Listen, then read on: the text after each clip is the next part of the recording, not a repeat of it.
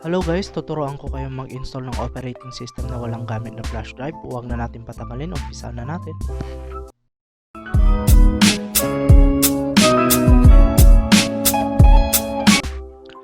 Ang unang-una natin gagawin is magda-download muna tayo ng installer. So i-click natin tong download tool. Kapag na-download nyo na, i-double click nyo lang. Ayan, i-check lang natin yung license terms nya.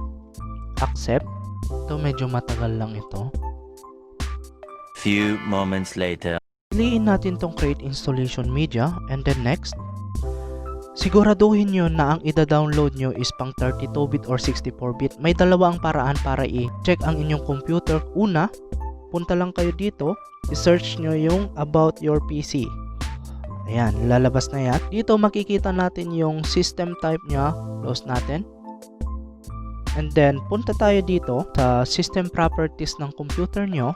64-bit or 32-bit. Close natin. So, ang pipiliin ko dito is 64-bit. Next. And then, piliin natin yung ISO file. Dito, isi-save ko lang dito sa desktop yung na-download nating installer. So, i-save lang natin. Hintayin lang natin ma-download yan.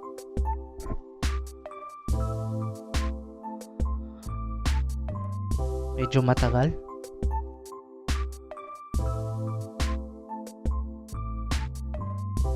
Few moments later.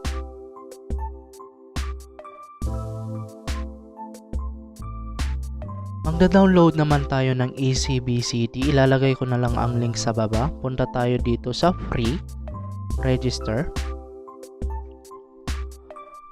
Download lang natin. Ayan. I-double click nyo lang to. Close lang muna natin to. And then next. Agree. Ayan. Magagamit natin ito mamaya. Ito yung installer natin. At ito naman yung ECBCD na gagamitin natin. Ang susunod natin gagawin, punta tayo dito sa Start, right click, Disk Management. Gagawa tayo ng folder na kung saan ilalagay natin ang installer na dinownload natin. Click nyo lang tong C, right click, Shrink Volume. Lagay natin dito 6000 MB. Shrink. Itong 5.86 unallocated, ito yung ginawa natin. Right click, New Simple Volume. Next lang natin. Next. Dito, ilalagay natin dito. I-assign natin ng R para sa recovery. Next.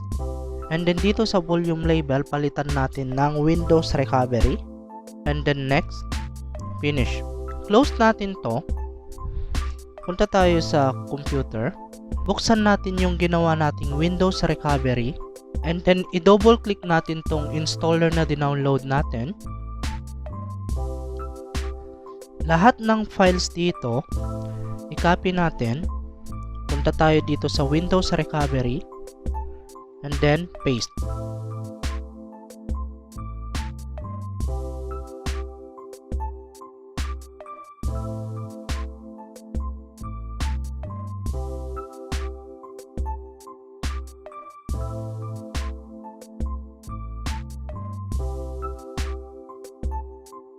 Few moments later.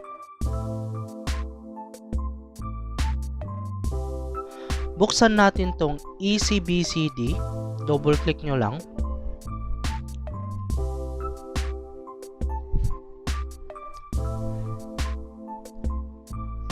Punta tayo dito sa Add New Entry. WinPE. Pindutin nyo to Path. Punta tayo dito sa Windows Recovery na folder, Sources, and then hanapin nyo tong boot Vim, open, and then i-add nyo. Yan, successfully. And then punta tayo dito sa Edit Boot. Double click nyo lang to, palitan natin ng Windows Recovery. Yan, and then dito sa countdown, lalagay lang natin dito 10 and then save. Yan, successfully. Pwede nyo na yang i-close. Restart lang natin ang ating computer. Piliin ang Windows Recovery.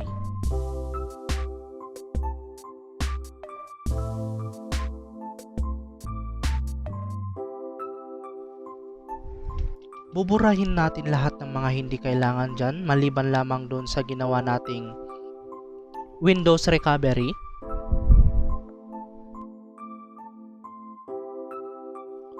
Yan, dito ko i-install ang operating system ng computer ko. Then next lang natin. Ito ang pinakamatagal na part nito.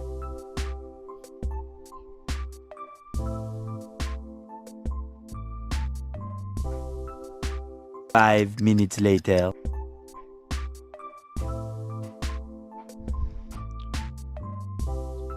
Magre-restart ang inyong computer.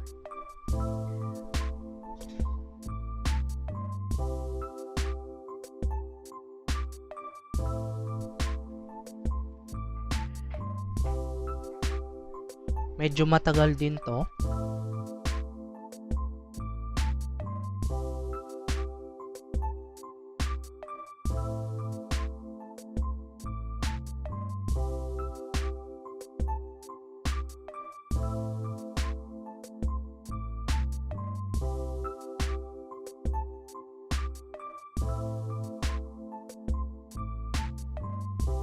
Ayan guys.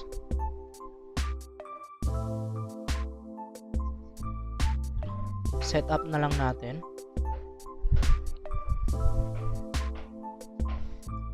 Okay, piliin nyo lang kung anong region kayo. And then yes nyo lang yan.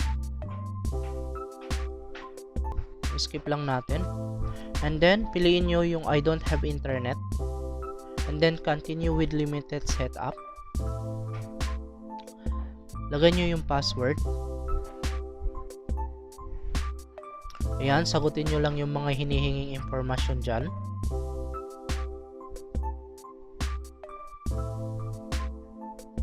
Accept lang natin yan.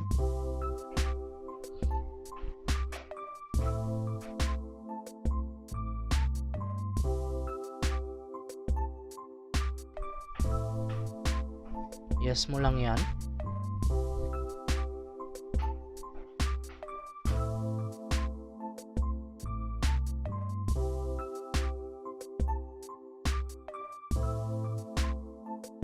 Yan, hintayin nyo na lang hanggang matapos yan.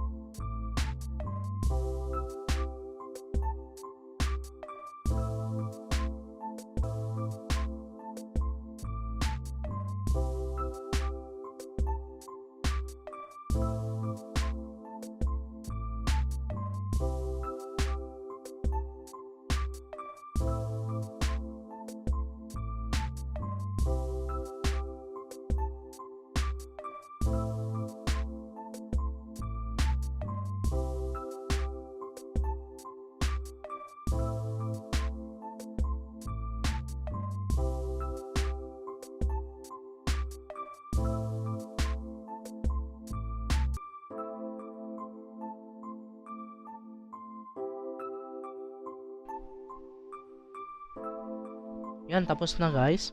Kapag nagustuhan mo ang video na ito, huwag mo kakalimutan mag-like, mag-subscribe, at i-click ang notification bell para lagi kang updated sa mga video na ilalabas ko.